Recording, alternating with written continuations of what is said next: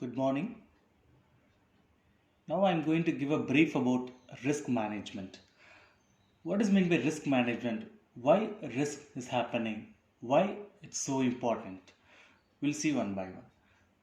It's the process of identifying, accessing, and controlling financial, legal, strategic, and security risk to an organization, capital, and earnings.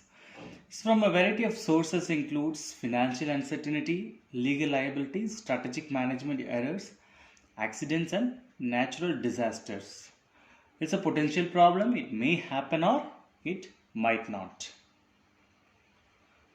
So the conceptual definition of risk where it concerns future happenings which involves change in mind, option, actions, places, etc. Also, risk involves choice and uncertainty that the choice entails. Steps in risk management. What are the steps? So, the first step is to identify the possible risks. What are all the possible risks which may happen? Then, analyze each risk which we identified in the previous step to estimate the probability of the impact of risk. Then, rank the risks which we identify by using the probability and the impact occurs. Then develop a contingency plan to manage those risks. Comes to risk categorization. There are two approaches. The first approach where it concentrates on the project risk, technical risk and business risk, and also the subcategories of business risk. And in the approach 2, where the known risk, predictable risk, and unpredictable risk can be. So, comes to the project risk. They threaten the project plan, and if it becomes real, then it is likely that the project schedule will slip and the cost will increase by that. Comes to the technical risk, where it threatens the quality and timelines of the software to be produced, and if it becomes real, then the implementation may become difficult or it may be impossible. Comes to the business risk where it threatens the viability of the software to be built. If it becomes real, then they jeopardize the product or project.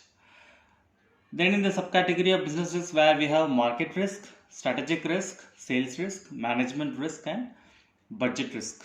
So these are all the risk subcategories of business risk. Goes to the known risk where we can identify the known risk in our project where it can be uncovered after careful evaluation of the project plan, the business and technical environment in which the project is being developed, and the other reliable information sources like unrealistic delivery date, etc. Comes to the predictable risk which are exploited from past project experience, that is like the past turnover, etc. for example. Then unpredictable risk, those risks that can do occur but are extremely difficult to identify in advance. So it is very difficult to predict. So next is the risk identification, where we have a risk item checklist, the known and predictable risk components and risk drivers. Comes to the risk identification. It's a systematic attempt to specify threats to the project plan. By identifying the known and predictable risk, the project manager take a first step towards avoiding them whenever possible and controlling them whenever it is necessary. Comes to the generic risk. So we have the risk which are generic, that is actually a potential threat to every software product or project. Then product specific risk, and there are some risks which is specific to the product which you are developing, which can be identified by only those with a clear understanding of the technology, people and the environment, and this requires the examination of project plan and the statement of scope.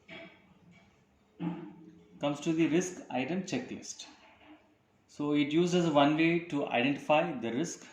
This checklist will be useful in identifying the risk, which focus on known and predictable risk in specific subcategories, which can be categorized in several ways. Then comes to the known and predictable risk categories. There are a lot of things which includes product size, that is the risk associated with the overall size of the software to be built, then business impact, the risk associated with the constraints imposed by the management or in the marketplace, then customer characteristics, that is the risk associated with the sophistication of the customer and the developer's ability, then the process definition, that is the risk associated with the degree to which the software process has been defined and followed, then development environment, that is the risk associated with availability and quality of the tools to be built, then technology to be built, that is risk associated with complexity of the system to be built, then staff size and experience, that is a risk associated with overall technical and project experience of the software engineers who will do the work. Comes to the risk components, where we have performance risk, that is the product will meet its requirements and to be fit for its intended use, that we have to do. Then cost risk, that the degree of uncertainty that the project budget will be maintained. It is normally based on the budget. Then support risk, the degree of uncertainty that the resultant software will be easier to correct, adapt and enhance. Then schedule risk, the degree of uncertainty that the project schedule will be maintained throughout the project and that the product will be delivered on time. Comes to the risk drivers, and risk drivers can be accessed as impossible, improbable, probable and frequent. Comes to the risk projection. Risk projection attempts to rate each risk in two ways. The first thing is the probability of the risk where it is real. There is a probability that the risk is real. And second one, the consequences of the problems associated with the risk should it occurs. Comes to the steps. What are the steps? So the steps will be estimate, that is establish a scale, then delineate the consequences of risk, then estimate the impact of risk on project as well as in product, then note the overall accuracy.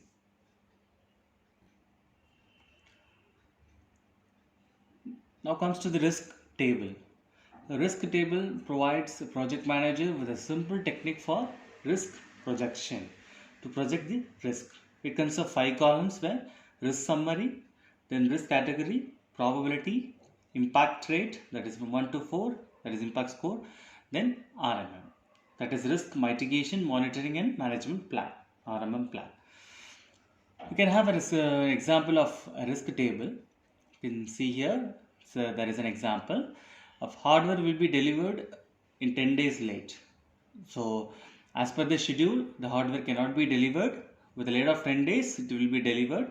So the category of risk falls in category 2. Probability will be 100%. We can deliver within 10 days. And also the impact score can be 4, since this risk can be negligible. The impact score will be 1 to 4. First one will be catastrophic, second one will be critical, third one will be marginal and fourth one will be negligible. So this example of risk falls in fourth one, that is negligible risk. So the impact score will be 4. So the RMM plan, where it should be delivered in 10 days without even getting more number of days, that has to be encountered. So there is a formula for finding the overall risk exposure, that is RE, risk exposure is equal to P into C, where P is the probability of risk occurs and C will be the cost, and RE risk exposure. Now comes to the 7 principles of risk management. First one, maintain a global perspective, where the views of software risk within the context of a system and the business problem that is intended to solve. The second one, take a forward-looking view. So to think about the risk that may arise in the future, establish the contingency plans accordingly. Then encourage open communication, that is between the stakeholders and the users, where we can point out the risk at any time, the stakeholders and the users. Then integrate risk management, integrate the consideration of risk into the software process. Then emphasize the continuous process of risk management.